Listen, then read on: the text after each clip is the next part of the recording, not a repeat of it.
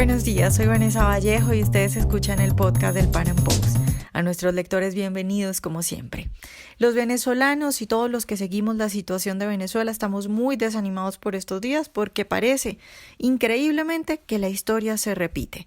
Sabemos ya por distintas fuentes y confirmado por el propio presidente interino que la gente de Juan Guaidó y la gente de Nicolás Maduro está otra vez negociando, esta vez en Noruega. ¿Qué significan esos diálogos, esas reuniones, negociaciones, como ustedes lo quieran llamar? ¿Es esto la rendición de Juan Guaidó? ¿Es un Guaidó que dice ya definitivamente no se puede de otra forma, vamos a ver qué nos ofrece Maduro? ¿Hay una negociación escondida para repartirse el poder entre socialistas?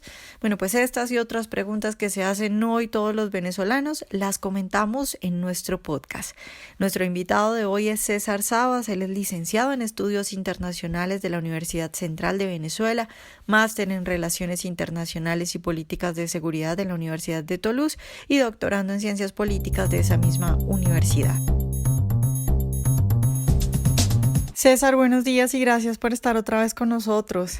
Hola Vanessa, muchas gracias a ti por la invitación y un saludo a todos quienes nos escuchan. Bueno, César, pues sabemos ya confirmado por el propio Juan Guaidó que la gente del presidente interino se está reuniendo con la gente de Maduro.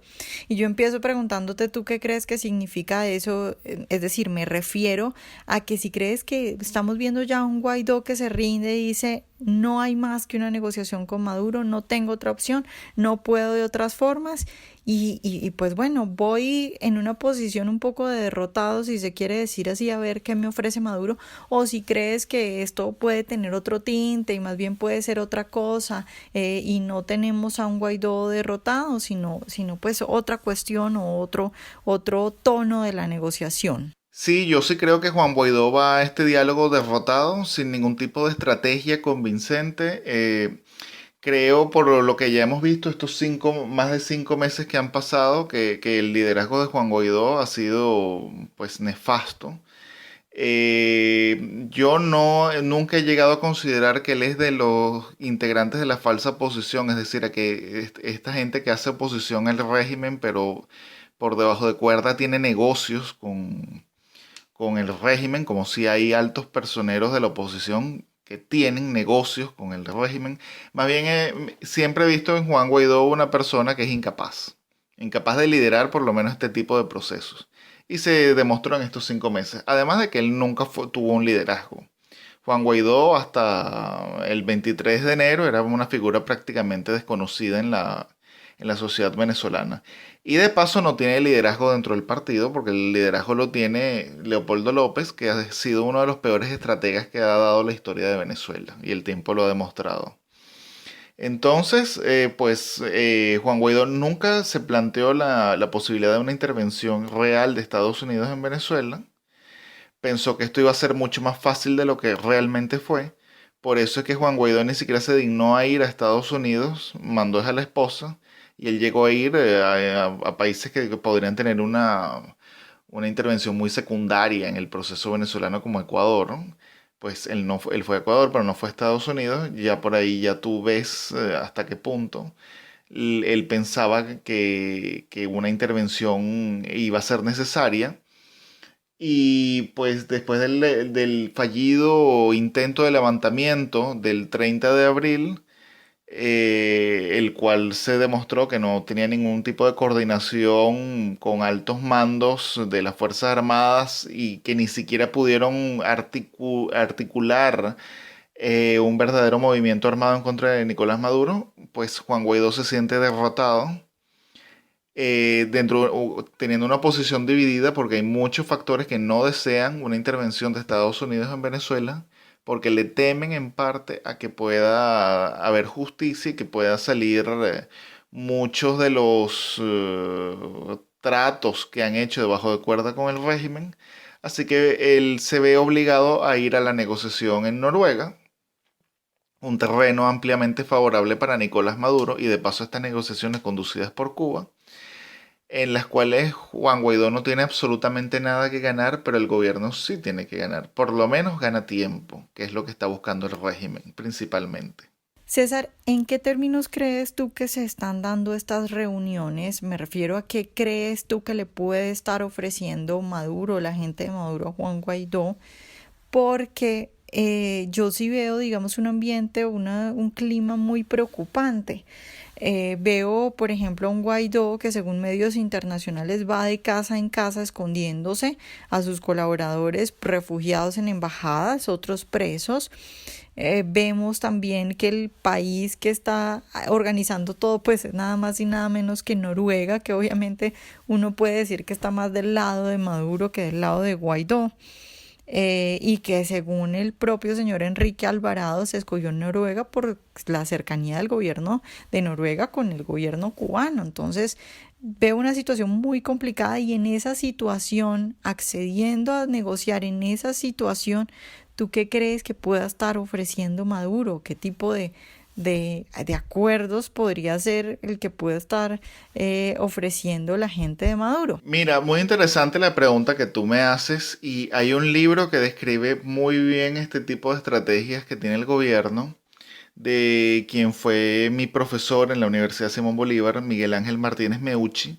Su libro se llama Apaciguamiento y él narra pues este tipo de estrategias que tiene el gobierno y la estrategia tan equivocada de la oposición de intentar apaciguar el gobierno negociando. Y efectivamente siempre el gobierno termina siendo fortalecido.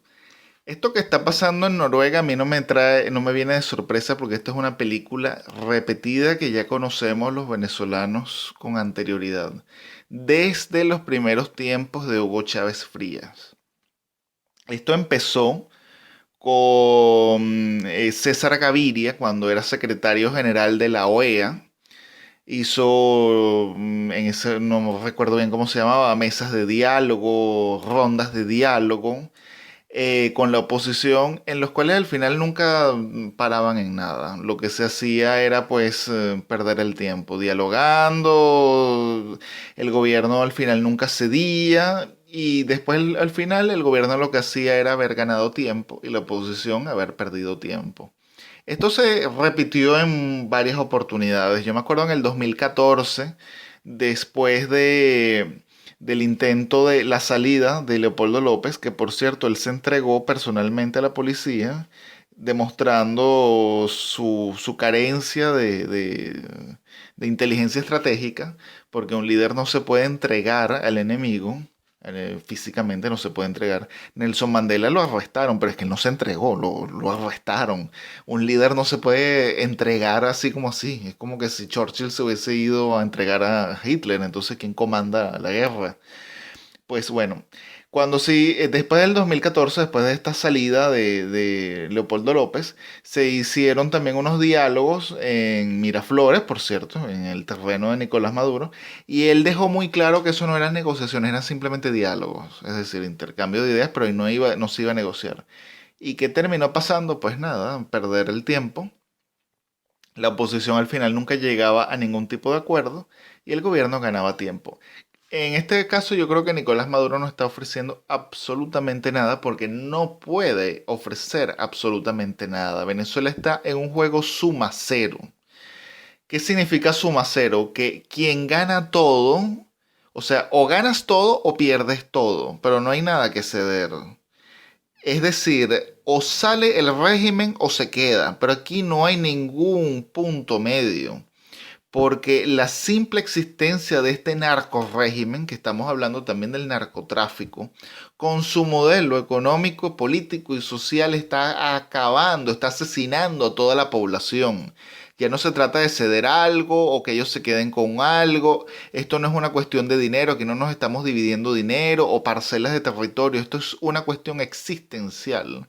Y por eso es que hay millones de venezolanos que están incluso exponiendo su vida para emigrar porque simple y llanamente no pueden quedarse en el país. Entonces tenemos aquí un juego suma cero. Estados Unidos así lo ha entendido también, o es que el régimen se queda o es que el régimen cae, pero no hay ningún tipo de negociación. Estamos hablando ya en la naturaleza misma del régimen. Entonces, ¿qué puede proponer Nicolás Maduro? Pues absolutamente nada. Nicolás Maduro no puede ofrecer una salida democrática, no puede ofrecer elecciones limpias porque sabe que las va a perder. Y eso quiere decir que sale. Y si sale, quiere decir que se enfrentan a la justicia. Diosdado Cabello tampoco las puede aceptar.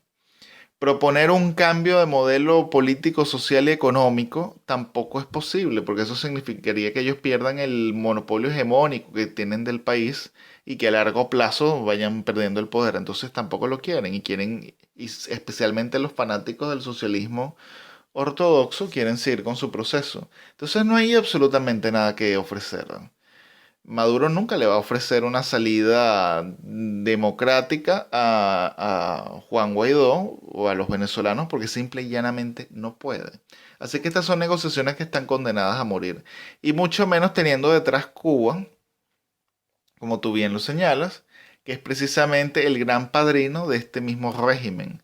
El hecho de que Cuba esté apadrinando estas negociaciones quiere decir que son negociaciones que van a garantizar sí o sí los intereses de Cuba en Venezuela, es decir, que el régimen se mantenga. Conclusión, lo que se está es perdiendo el tiempo y lo que se ha hecho es traicionar a nuestros verdaderos aliados internacionales. El gobierno no ha metido preso a Juan Guaidó porque todavía está muy, digamos, a la expectativa de qué hará Estados Unidos. Si nosotros vemos, no es el único régimen que está a la expectativa. Hay otros como Irán. Por ejemplo, Irán antes estaba mucho más hostil hacia Estados Unidos, desafiante. Y cuando llega Trump, baja la guardia, baja el tono y está a la expectativa. Igual está haciendo el régimen de Maduro, porque en realidad ninguno quiere provocar a Trump. Y la estrategia que están haciendo es ganar tiempo a esperar a que Trump pase, porque Trump no se va a quedar toda la vida en la Casa Blanca. El ayatollah de Irán sí se va a quedar toda la vida en Teherán. El régimen de Maduro sí se va a quedar si nadie lo tumba. Entonces lo que hacen es bajar la guardia, no provocar a Trump, estar lo más moderados posible y pues esperar que pase la tormenta. Pero a Juan Guaidó lo han ido cercando, han ido arrestando a sus colaboradores o los han ido persiguiendo. No lo han atacado a él personalmente, pero lo han ido cercando. Y cuando el gobierno se sienta fuerte, por eso es que está ganando tiempo, cuando el gobierno se sienta fuerte, ahí sí podrá hacer lo que quiera con Juan Guaidó. César, quiero preguntarte por una idea también que me tiene muy pensativa y es algo que se ha expuesto en diferentes medios en Estados Unidos. Lo mencionó Jaime Bailey en su programa, también Orlando Bandaño en el Pan Am Post con sus fuentes que siempre son muy buenas ha estado hablando al respecto, y es esto de que Guaidó habría rechazado esas negociaciones. Eso dice el New York Times, por lo menos que en un principio Guaidó las habría rechazado. Luego Bailey habla de que Leopoldo le dijo a Guaidó lo que tenía que hacer, como si lo hubiera mandado. Entonces Bailey dice que le parece que Guaidó no le debe poner cuidado a Leopoldo López y que más bien lo debe mandar para el carajo. Como si fuera pues Leopoldo el que hubiera armado todo esto y Guaidó el que en una posición pasiva le tocó aceptar. De hecho, también lo leí en otro medio que decía que esto había sido, las negociaciones pues entre la gente de Guaidó y la gente de Maduro habían sido aprobadas por Leopoldo López y en ningún momento se hablaba de Guaidó. Entonces te quiero preguntar por esa posibilidad, por la posibilidad de un Guaidó, que hay que hacer acá, digamos, un inciso, un Guaidó que yo siempre vi muy débil de carácter y me parece esta entonces pues una cosa muy en línea con el carácter que yo siempre critiqué de Guaidó. Y entonces esa posibilidad de que tengamos un Guaidó que en realidad no esté manejando tanto lo que está ocurriendo y que en realidad puedan ser otros personajes o que tal vez esté dando una pelea por el poder, por decirlo de alguna forma, entre Guaidó y Leopoldo López. Pero bueno, ¿tú cómo ves estas cuestiones que te estoy mencionando, que se mencionan en diferentes medios?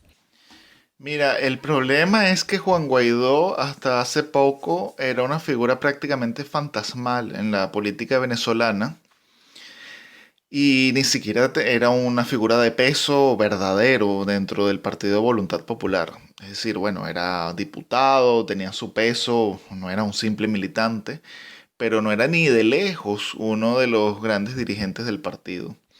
¿Por qué Juan Guaidó llega? Porque precisamente pues le tocaba a Voluntad Popular la presidencia por una cuestión de, digamos, de que le tocaba. Y así lo habían acordado anteriormente los partidos políticos de oposición cuando ganaron la Asamblea Nacional.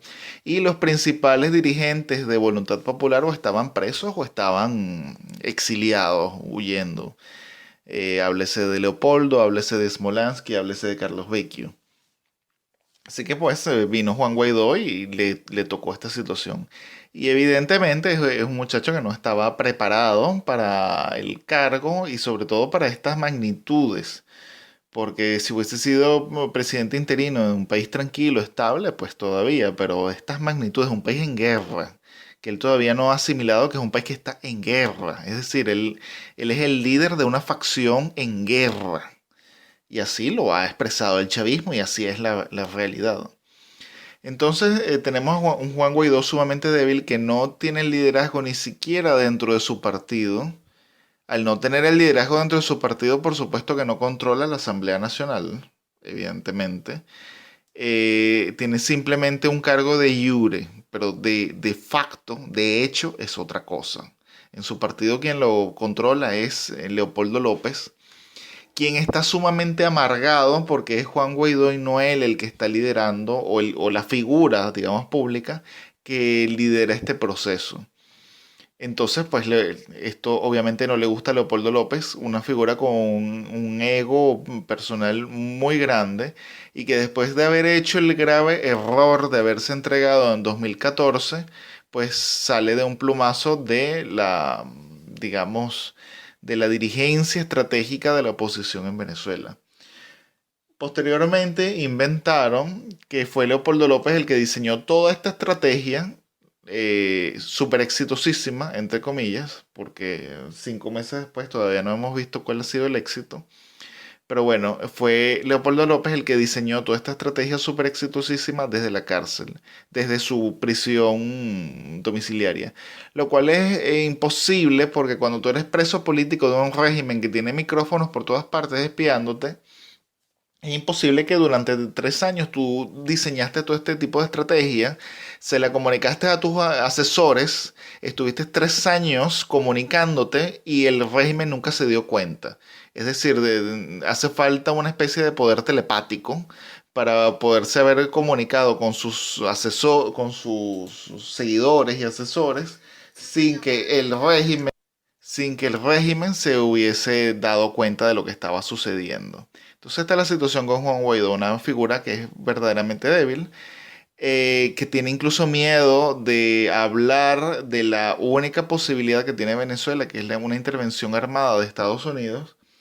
Cada pregunta que se le hace, que le hace un periodista, una interrogante, él la responde con un acertijo, lo cual siempre se presta a la malinterpretación o a la libre interpretación, mejor dicho, porque es cuando tú precisamente te hacen una pregunta y tú no quieres dar una respuesta, tú das una respuesta tan rebuscada, tan laberíntica, que cualquiera la puede interpretar y cualquiera la puede decodificar como mejor le parezca.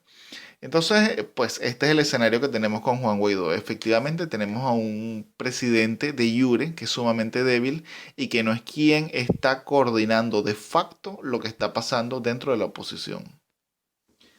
Ahora, con Leopoldo López también hay otra situación que es bastante grave, que es que él no quiere soltar el mando de Voluntad Popular y muchísimo menos quisiera estar fuera del liderazgo de este proceso, estando recluido, ahora está recluido en la Embajada de España, que claramente le dijo Pedro Sánchez que no va a permitir que haga proselitismo político y ni siquiera está en condición de asilado, sino de huésped, que es una figura bastante engorrosa.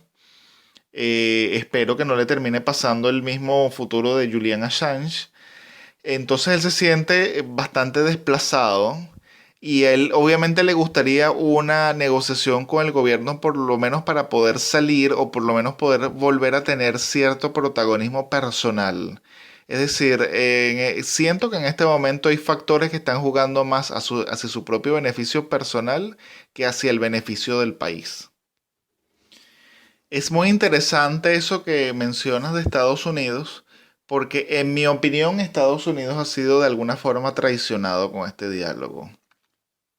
Hay que recordar que lo que es Pompeo, sobre todo Bolton, Marco Rubio, más que anti-Maduro son anticubanos. Detestan la influencia de Cuba en Venezuela, en América Latina, y consideran que tiene que ser erradicada, y lo han dicho claramente. Así que no creo que ellos hayan aprobado ningún diálogo en el cual haya estado apadrinado por Cuba. Es como promover un diálogo en el Medio Oriente apadrinado por Irán. Eso no lo va a consentir Israel, no lo va a consentir Estados Unidos, pues aquí está pasando lo mismo. Así que creo que esto les tomó por sorpresa y en efecto las declaraciones que hemos escuchado, por ejemplo, Lindsey Graham, que es uno de los senadores republicanos más influyentes, llegó a escribir en el Wall Street Journal que hay que erradicar la influencia de Cuba en Venezuela y propuso, por ejemplo, hacer lo que hizo Donald Reagan en Grenada, una isla del Caribe, en Grenada, que fue que la intervino militarmente para sacar la influencia cubana. Es decir, él está proponiendo la intervención armada.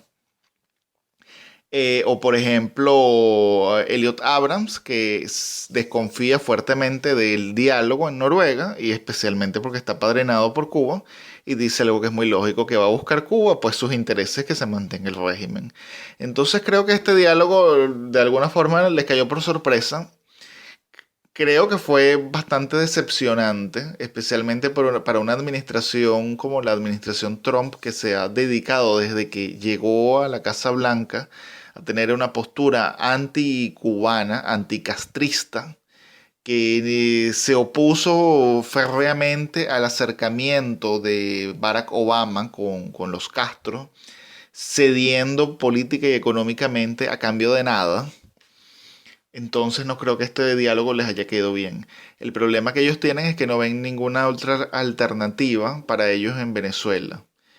Recientemente ahora estamos escuchando hablar, por ejemplo, del el jefe del Comando Sur, que está hablando y está alertando sobre la situación en Venezuela y él dice, bueno, los militares nunca vamos a decir qué es lo que vamos a hacer, simplemente lo hacemos. Creo que este diálogo en Cuba sí va a afectar la relación que ha tenido Guaidó con Estados Unidos. Pero como te digo, hasta ahora Estados Unidos no ve una alternativa. Y se topa con este diálogo, entonces ellos están evaluando a ver qué hacer. Pero lo que se está observando, por ejemplo, lo que ha dicho Lindsey Graham o Elliot Abrams, es que siguen en su postura anti Nicolás Maduro y anti Cuba, pero están como que dudosos a ver pues qué hacen con esta oposición que es sumamente inepta. Ahora Estados Unidos se está topando con una realidad que nos hemos topado los venezolanos que hemos visto claro este proceso desde hace 20 años, que es tener una oposición por un lado cómplice y por otro lado sumamente inepta y no sabemos cuál de de los dos lados es peor, que ha sido precisamente eso, la ineptitud y la incompetencia y la complicidad de la oposición la que ha mantenido el régimen durante 20 años. César, ya para terminar te quiero preguntar por Estados Unidos, porque bueno, Estados Unidos viene siendo la única esperanza de Venezuela tal vez. Y bueno, hace poco y en diferentes actuaciones pues vimos de verdad que había un actuar coordinado entre Estados Unidos y entre la gente de Guaidó. Era evidente que ahí se estaban coordinando cosas, que Guaidó no estaba actuando solo.